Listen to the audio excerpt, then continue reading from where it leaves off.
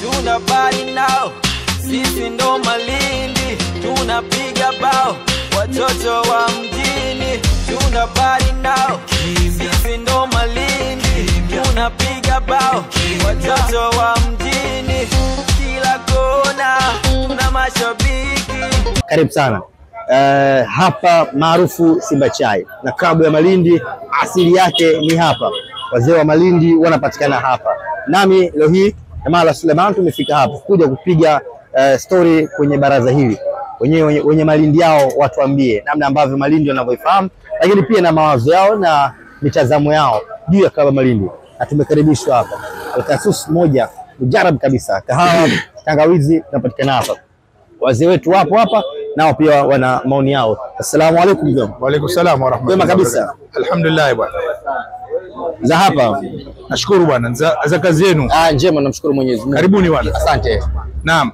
Tunapoizungumzia klabu ya Malindi ndio lengo kubwa kabisa vijana. Naam. Unafahamika kwa jina gani mzee wetu? Mimi naitwa Ali Hassan Ali, maarufu Ali Zungu.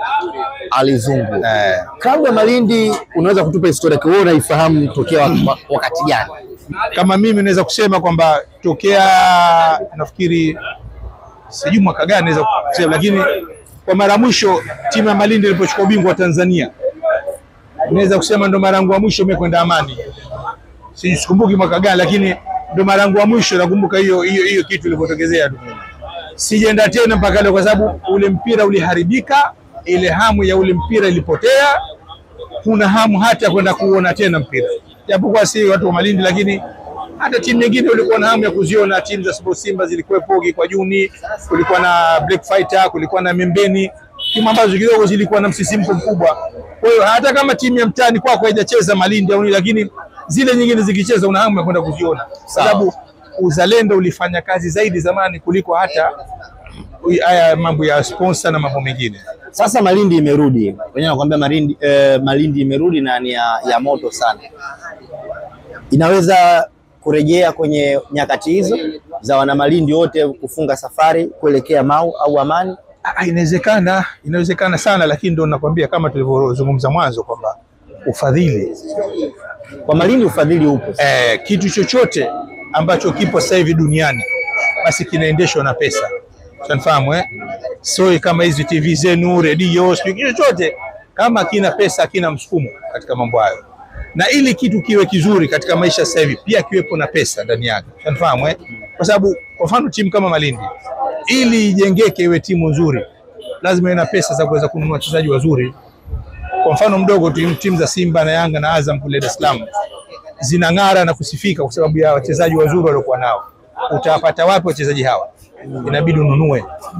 Hata kama sio hapa, lakini japo uwanja ununue ili ujenge ile timu yako. Na hata katika sekta nyingine zote za maisha hizi ndio ziko hivyo. Kwa mfano kama hii TV yenu, ili upate utangazaji bora utapata vipi? Watakuja tu wenyewe, lakini uwanunue au uweke maslahi mazuri, wanavutika kuja. Kwa hiyo hata vilabu vya mpira viko vile vile. Akiwepo na ufadhili. Wachezaji wakanunuliwa wazuri na maslahi yakawa mazuri, hata wale wazalendo watakuwa na hamu ya kucheza pale. Malindi ambayo mzee wangu tunaizungumzia yote hayo imefanya. Wamefanya uwekezaji na wanachezaji 8 wa kigeni kutoka Kameruni, Ujerumani, Guinea, Kameruni na Nigeria.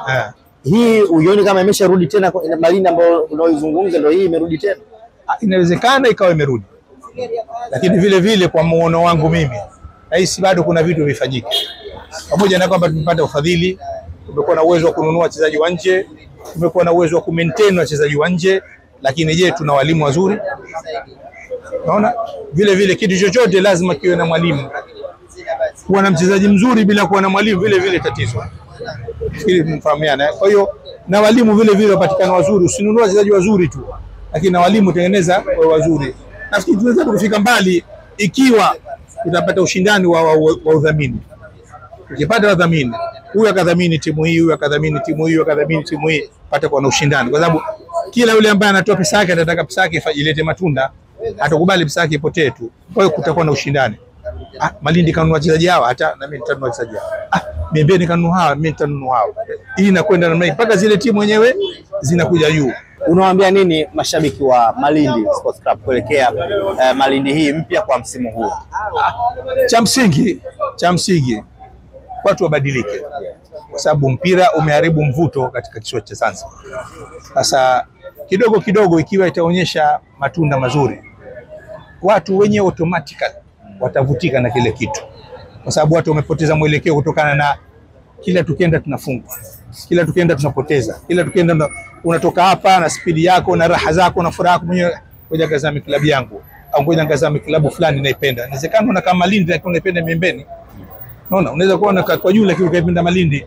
Hiyo ipo katika maisha, kwa sababu hii ni uchaguzi wako mwenyewe binafsi, lakini inapoteza ladha kwa sababu unachokwenda kukiangalia kinapata matokeo sio tarajia.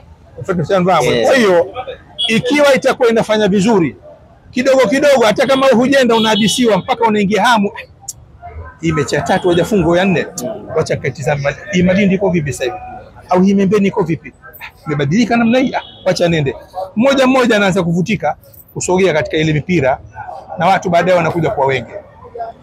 Asante mzee wangu. Fahamiana pia